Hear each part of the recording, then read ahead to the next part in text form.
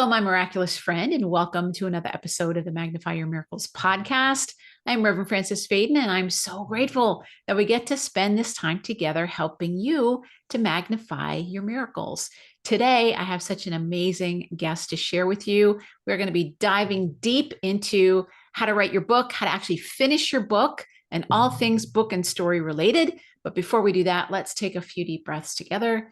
Just get ourselves grounded and centered. If you are driving, please keep your eyes on the road, but you can always bring your awareness to your breath. Just allowing ourselves to settle into this moment, opening our mind and our heart to receive all the good stuff that's here for us. And knowing that whatever you need to hear to move yourself powerfully forward in magnifying your miracles is exactly what you're going to hear. We're going to take one more deep breath together in gratitude, and we can begin. All right, my friend. Well, welcome back once again to the Magnify Your Miracles podcast. If you listened to last week's episode, which I hope that you did, I shared with you Anne Frank's Miracle and Message for Aspiring Writers. And I talked about how, first of all, how important it is to share your story, and how Mother Mary said that the most important thing you can do to heal the world is to share your story. And we talked about how even Anne Frank, in the worst of circumstances, was still able to write. And so I wanted to support you by introducing you to somebody who can actually help you not only get started with your writing, but finish the book, which is my goal coming up, is to finish my book as well, my next book. So I want to introduce you to an amazing human being, one of my favorite people on the planet. Her name is Grace Miller. And Grace has been a working writer for over a decade, though she's been writing much longer than that. These days, she's working as a writing mentor to new writers, in addition to her own creative writing work. Her work is informed by the belief that not only is writing a vital creative art, it is also a vehicle for healing.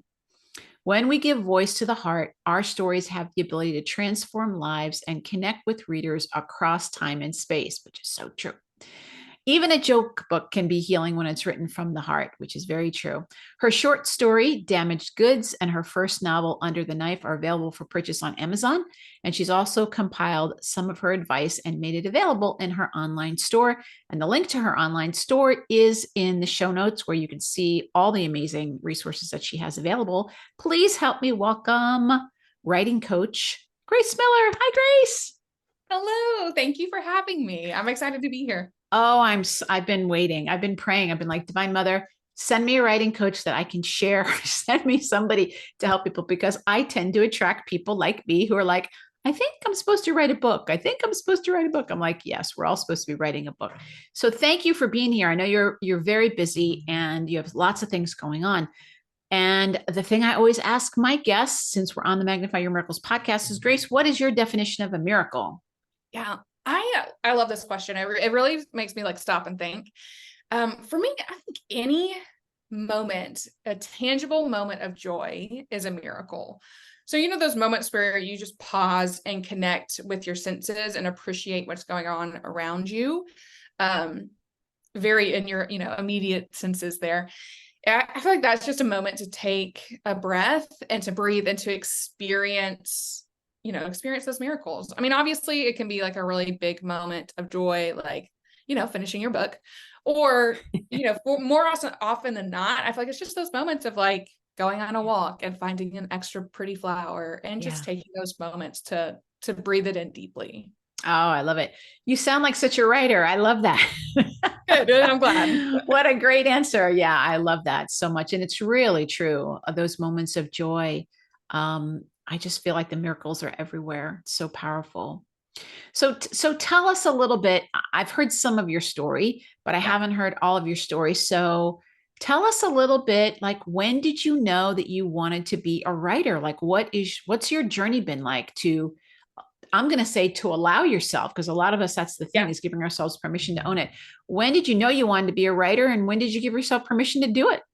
Yeah, well, it's been many moons, I think, since I first had that, like, I want to do this. In fact, actually, I can remember I was reading the story, The Westing Game by Ellen Raskin.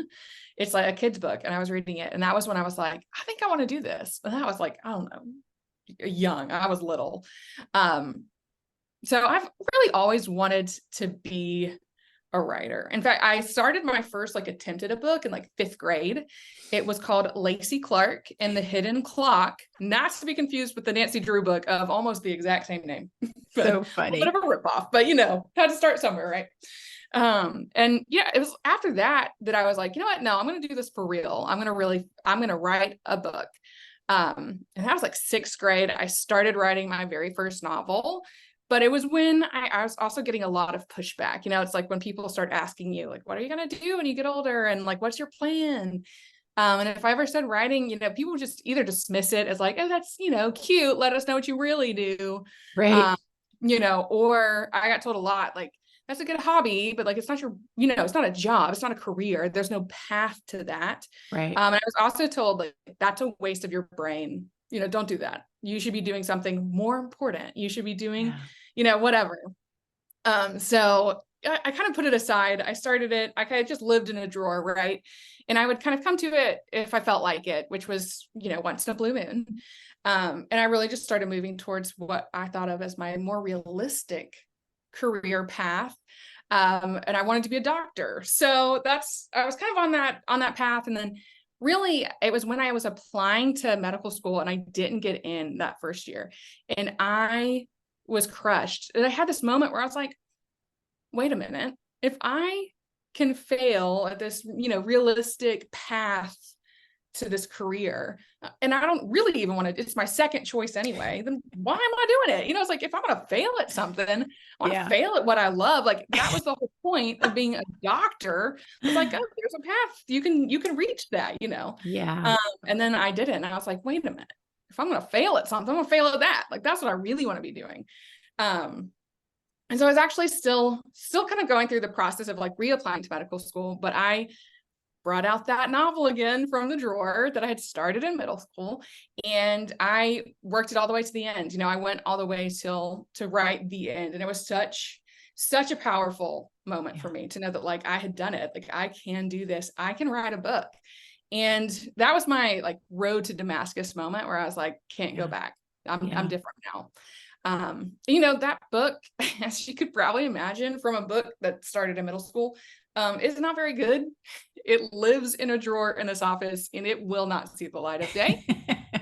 But, you know, that wasn't even the point, just being able to get to the, like, oh my God, I really sat down enough hours to finish this. And I worked through the sticky points, you know, I got my twists, turns in there, to really get to the end. And I actually did end up getting into medical school that second time. And I was over it. It was too late. I wasn't going that way anymore. So, and, you know, and basically from that point on, I was like, okay, I'm going to do this now. That's awesome.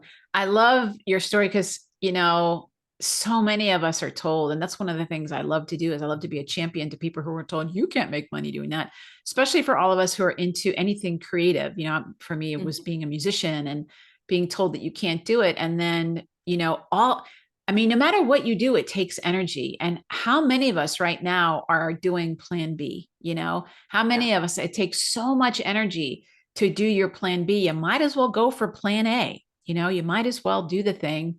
And, you know, what if you succeed at it? Like, what about that? That's such a great story. And I love the fact that you were like, wait a minute, if I'm going to put my energy somewhere, let me go ahead and put it. And also the idea of like your first story that you finished, like your first book that you finished, it's kind of like, what do they call it? Like the first pancake, like the first pancake never quite comes out.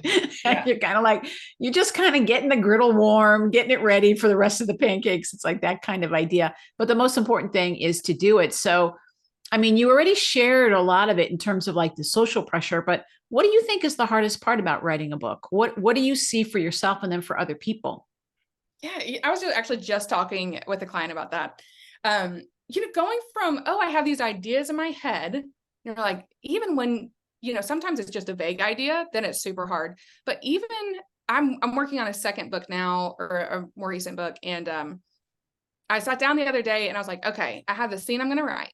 And I sat down and I just kind of froze. And I was like, wait a minute, you know, and all the words, all the plans, everything I thought I knew was just gone. So I think taking those vague ideas and making them tangible on paper is so much harder. Getting over that kind of inertia and getting things from this nebulous world of thought into an actual physical, you know, existence is so difficult.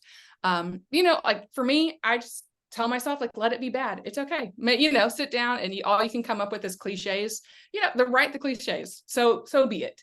You can fix something once it's out there, Yeah. but you know, you has to be out there to fix, you know, and too often we let that like frozen, you know, blank page scare us away. When the only way to beat it is to do it, you know, like the only way through is just to write. Yeah, absolutely. And, you know, one of the things I've noticed with myself and also with the clients that I work with as well is that the writing itself can kind of feel a little bit lonely. Like it's you and either your computer or if you run right by hand, like however you do it, it's like it's you. And, you know, having been a performing artist before, it's like being able to interact with the audience. You don't really have that element, you know, when you're writing, and unless you actually are working with somebody who's reading your writing and giving you feedback. And I think that that's a little bit daunting for people. It's like it's you and the page. Yeah. And, you know, even one of the things I loved about, you know, I was looking at this beautiful the product that you have that's in your store, like the how to write the book. And one of the things you have in there is like really getting clear about your way of doing it, not Yeah. following Stephen King's method, although God bless him. It's like not following Yeah. other people. But I love the fact that one of the things that you do is you help people figure out what's going to work for them, which I think is one of the hardest things, that you're not trying to squeeze yourself into somebody else's idea of this is how so and so wrote, so I have to do it that way, but that you really help people discover their way, don't you? Yeah, you know, I want people to be able to do it without me, even though I'm with you. You know, one of the things that's so difficult about writing, especially in this phase, is when you think about it, the books, you know, on your bookshelf, those books were not written by some guy in his office by himself. You know, we like to, Right. obviously that's sort of like an old school, like romantic Right. version of the writer. Very like Jack Kerouac, but that's not really it in real, like in honesty, that's just not how it happens, right? These, even if you're sitting in your office writing by yourself, they still have beta readers who are giving them advice and thoughts. They still then will go over it 7 times by themselves. Then they'll give it to Mm-hmm. their agent. They get it back from them. Then they'll take it to their editor and get it back from them. You know, and then it starts going over. They have a whole team of writers and they're going through so many iterations and edits and drafts. And so to think that like me and this blank page is going to suddenly look like that end product, you know, it's like so many things. You Oh yeah. cannot, yeah, you can't compare your page 1 to their like final draft. That's just not how it works. So allowing yourself to like, I don't know, I think kind of get over that image of like, oh, I'm a writer. It's this lonely thing. You just know, they're like, no, people have teams and we have a team. And sometimes that's hard to find in your everyday life. And that's, you know, that's when you bring on someone like me to kind of help you get over that. But you know, I also, what you said about like finding your way to do it, I also think that's really important. So I was talking with a client the other day and she said, you know, at work, we're doing year-end planning and I wake up and I'm immediately answering emails with my boss in Europe. And, you know, then we're suddenly doing all this stuff and I'm like basically beat until the end of the day. And I'm just like, I just need a break. And Yeah. so she's, you know, right now she's doing all her writing on the weekends. And, you know, you have to be able to adapt, you know, you can't tell everyone, you know, oh, write for 3 hours every day. Like that's, you know, most of us can't do that. So you have to have something that works Yeah. well for you that you can then, you know, because something's going to come up, right? You're never going to have those perfect circumstances. So when you know what works for you and something happens, you can adapt and, you know, make do and make it work and continue working, even when those, you know, circumstances aren't always great. But yeah, I think leaning into what works for you is so important. I think that's one of my pet peeves about other like writing coaches and editors that I've worked with in the past is with writing, you know, there are a million ways to do it right. And I don't think it's ever a good idea. Too many coaches, too many editors kind of wanted their writers to work like them. Yeah. That's not how it works. Like, I think that's really important. It kind of annoys me when people do that to me. And, I don't want my Yeah. clients to feel that way. It's like, I want you to write like you. I just want you to write a little bit better like that. And I want you to do it intentionally, as opposed to accidentally writing in the way that works for you. Let's lean into it. Yeah, absolutely. And, it seems to me that, well, you tell me what you think about this. It seems like there's kind of two different parts to the process. It's like there's the getting going part of like just getting your idea, getting really clear about it. And then there's the like, okay, I know what I want to write, and now I need to like take it to the finish line, so to speak. From the writers that I've come across, they're either in this camp where they're like, they haven't even gotten started, or they got started, but they kind of got stuck. Would you say that that's kind of what you've noticed too? Oh, for sure. I mean, I think, again, like we were saying, like going from that intangible, I sort of have an idea, to being like, okay, well, but what happens? I have to have a full 80,000 words for this novel or memoir, whatever. Right. Like, that's so much. So to go from an idea to that is really difficult. But then you, whatever, you get it working, you're going, you're cooking, and then eventually you're gonna hit that sort of like lagging middle, sort of infamous for being really difficult. You've got a bunch of subplots, and like you're trying to bring those all together, and then suddenly you end up on a tangent. You're somewhere totally different than you thought you would be, and before you know it, it just feels like a whole huge mess, and you have no idea how you're ever gonna get it fixed. Yeah. So yeah, I do think those kind of two places are really big sticking points, for like, okay, now I've made a mess of things, and also that point where like my thoughts are the mess of things, and how do Yeah. I sort those out? Yeah. So I know that you write fiction, Mhm. and I know that you also help people like me who want to do like more memoir-ish type of thing, where it's like really telling their story. And I think there are probably a lot of listeners who listen to the podcast who might be entrepreneurs, or there's something about their story that they want to share. Is the process similar, whether they're doing a fiction thing or they're doing a memoir? Like, are some of the steps the same, or is it like a totally different kind of process? For me, those steps are pretty similar. I mean, Yeah. obviously there are definitely differences, but figuring out what it is at the heart of your story that compels people forward, compels your reader forward, that's the same, narrative through line. And I personally, maybe it is because I do write fiction, but those are the memoirs I think that are really powerful, that they Yeah. still have that one narrative line kind of carrying them all the way through. And I think, and it's so easy to get stuck in those tangents and sort of kind of go off on subplots, whether that's fiction or, in your memoir, to make sure that you're always kind of keeping it back to whatever it's about. I think of it as, you always have your stories about one thing, whether that thing is grief or victory or transformation, whatever it is. And to make sure that all, every sentence, every word always goes back to that initial and really underlying theme that you're talking about, and carrying it all the way through to the end. And that's really the same between all different types of genres. Yeah. Awesome. I think it's so great how it's like there's, finding out what that thing is and being able to really tap into that. It's so hard for most of us to see. I mean, that's why the work I do is what I do, is because most people can't see themselves. We're not really wired to be able to see what that is. And having somebody else be able to, look at your story or read your writing and go, oh, here's what I see, here's a piece of it, I think is so, so helpful. Yeah. And, no offense to us, but, people only, you never want to read a story that's sort of just like, oh, this is just things that happened. So Yeah. whether that's fiction or a memoir, that's not that compelling to read. Like, Right. and no one really cares about anyone else quite that much, sadly, but true. Right. So you always have to, like, what are you really writing about? Why are we Right. talking about these events, whether that's in fiction or narrative? And getting back to the heart of your story, it helps keep us on task as we write, and it helps just grant clarity to whatever you do. But it is kind of hard to see until you start really digging deep. Yeah, totally. One of the things that I find so fascinating is like you wanted to be a writer so young and so clear about it. And then your plan B was medical school, and to basically be a doctor or healer. And I find so many people that are in my sphere.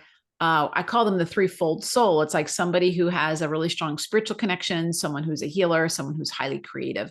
And usually we have one of those three that's like our stronger one, but all three of them are usually always present. What is it that, that healer part of you, what is it that you have found, or have you found writing to be a spiritual process and writing to be a healing process? Like, why is writing so important? Yeah. Yeah, writing heals, and on so many levels. I feel like this is a question I could really ramble on about. So, Yeah, I think you're stop going to be me if writing I a get book out of about this control. personally. Yeah, I mean, it's just writing helps us process what happens to us and our emotions, and it helps us connect with others too. So, you kind of have it, writing is healing as we write in and about ourselves. It helps us teach us things about ourselves, and it also teaches us things about, the rest of the world. Mhm. Yeah, and it doesn't even have to be like a super impactful, really wise memoir. I mean, obviously those are really important stories to tell. But, any story can be healing. Any writing Mhm. can be healing. I've worked on joke books, like Nancy Drew, right? That children's book by Ellen Raskin. Like, all those things are really healing to me in my life, because they taught me about myself, and they taught me again about how I belong in this world. And that's incredibly powerful, I think. So, I found this quote by Ursula K. Le Guin. It was one of those things, I found it and I was like, like, this is for me. It's like, somehow Yeah. this woman wrote this for me, even though she has no idea who I am. But the quote is that a novel is a medicine bundle holding things in a particular powerful relation to one another and to us. And I think that's true of all writing, like I said, a joke book or a daily journal practice, or, a memoir, or even, I write thrillers, so I think having that connection is what is so healing. And again, writing it connects us with ourselves and with others around us. Yeah, absolutely. I think that's so important. And I'll just never forget when I first started working with Mother Mary, it's one of the things she said is the most healing thing you can do for yourself and the planet is to share your story. And I think about, like, people in 12-step recovery, that's what they do. They get up in front of the room and they just share their story. And I remember being a little girl and reading, Judy Blume books. I Mhm. loved her. I used to get Yeah. lost in her. I couldn't wait for the next one to come out. And it helps you to feel seen. And you and we've talked about this before, but I've had times where I'll, pick up a book and it's from an author that wrote it 100 years ago. And that's what I need to read today. Like, this message is for me. And I think there's something really miraculous about writing. And I think there's something really miraculous around the having a book and having something. And, long after all of us are gone, there's like something that you have there that other people will continue to be able to connect with you and to connect with themselves if you let yourself actually do it. Yeah. And, when we're writing, it forces you to get really clear about Yes. what you're saying. So it forces you to kind of confront, you know, Yes. your own self, your own life, So what really is true. going on. And that just brings depth and meaning that you can't really get with anything else, in a way that telling that story, writing that story forces you to own it. Yeah. Nothing else really does that. Yeah. It's so true. It's really, I think that's the harder part of the whole thing is like, you think you're clear, you're walking around with the story in your head and you go to write it down and you're like, what do I want to say? And that's why having somebody who can guide you through that process, I think is just so helpful. That when I was writing my book, that's the thing that I did was I was like, and I think Deepa and I, we joke about it. It's like we wrote our books like 1 hour a week, like Yeah. writing it 1 hour a week is all we could do it, but we got it done, over the course of time. And it was so helpful having somebody to read it and give me feedback and make suggestions and all that type of thing. So if somebody wants, now I know you actually have, like, you yourself are a writing coach, but you also have some products and different things for people if they want to get started. So if somebody wants to get started with writing, like maybe they just, are brand new or whatever, where would they begin? Do you have some resources for people? Yeah, for sure. So I have an ebook that I came up with about how to begin. It covers kind of in depth just the logistics of it. Do you sit down for an hour a day? Do you sit down for 10 minutes a day? What do you do? And where do you write? That's something else. We can't all have these beautiful cabins in the woods with perfect solitude, like, so what are you going to write? How are you going to write in a way that works for you? Both like in the way that you write and also like works for your life. We don't, like I said, we can't all just escape to the woods to write for weeks at a time and just Okay. emerge. So that's called How to Begin, and they can get that at your website. How to Be a Writer workbook. Oh, and How it's to Be a Writer. my online store. Okay. How to Be a Writer workbook. Now, is that the one that's free? That one is not free. Okay. So is How to Begin different, or is this like which one's which? How to Be a Writer is like How to Begin. Oh, okay. Got it. So this is the one that I saw. This is the one that the workbook is awesome. So this is the workbook. So if people don't know what to do, you want to start with How to Be a Writer. This is the workbook. Awesome. And they can get that at your website. There's a link there. Is that right? Yep. Okay. Yeah, I have a writing tools shop that's linked in the header of my website. Okay. And her website is A as in Apple, G as in Grace, writes.com, agwrites.com. And I'll put that in the show notes for people. And I'll put this in there, the link to this awesome workbook that's called How to Be a Writer. Awesome. And that's the best place to start, right? Yeah. And it really just helps you create a writing habit. Because that's so much of it is if you want to be a writer, you have to write. Okay, great. Great idea. So how do we do that?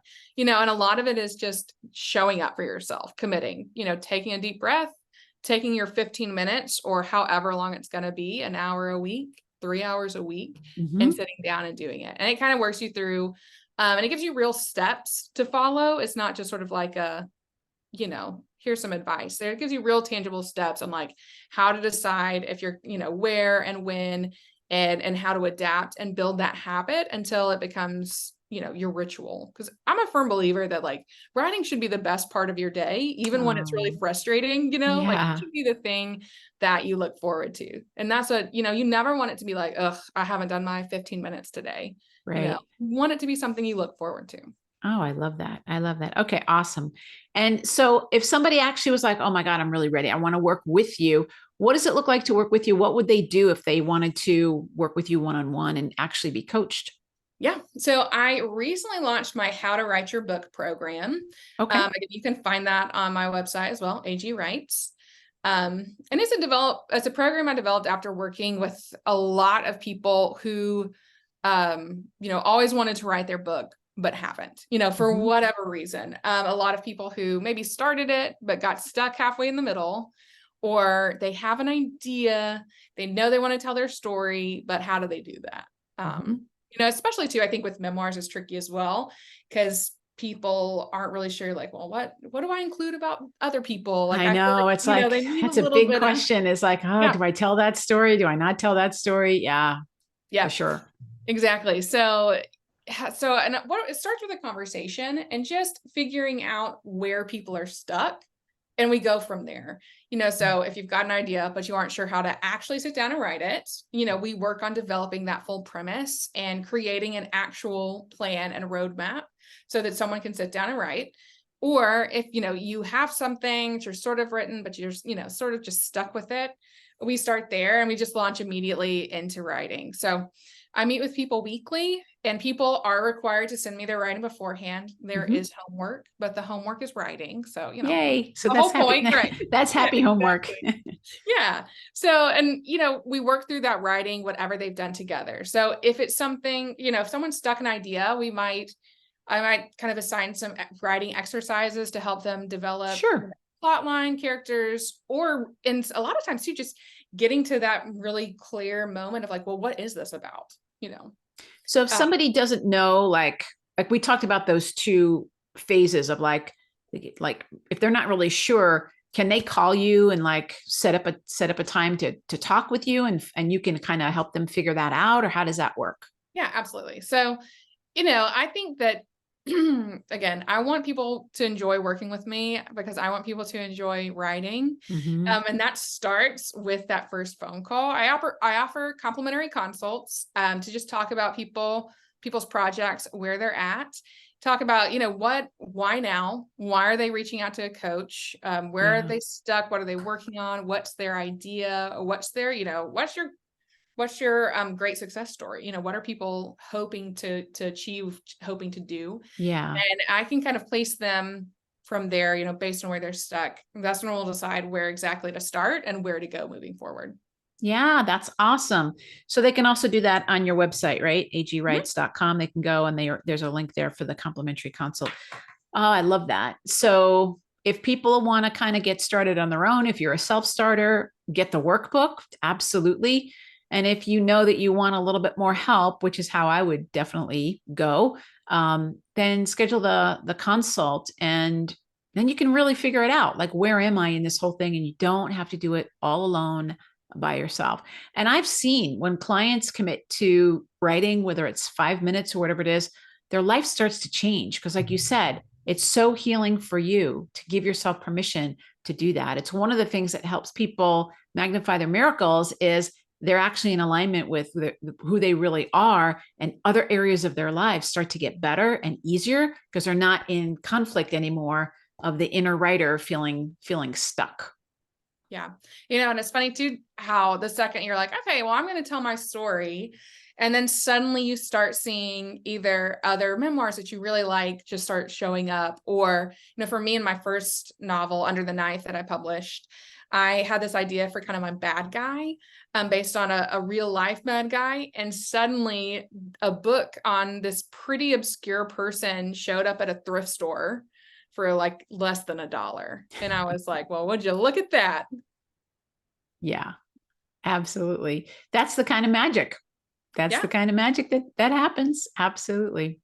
Oh, Grace, thank you so much for taking some time and for being here with us, and all the beautiful resources that you share with us. I know that you're also in the process of expanding the tools and things that you have available for writers, and different kinds of, downloads that are available and stuff like that. So thank you for everything that you're doing. Thank you for saying yes to being a writer, even though all those voices were telling you, oh my God, and allowing yourself to really be who you're meant to be here in the world, and for encouraging all of us to step into it as well. It's so great to connect with you. Yeah, absolutely. And that's the fun thing about like offering these complimentary consults is like, well, at the end of the day, if I can just fill up my own schedule with talking to people about their writing, I love that. That's a great day. Yeah, that is a great day. Beautiful.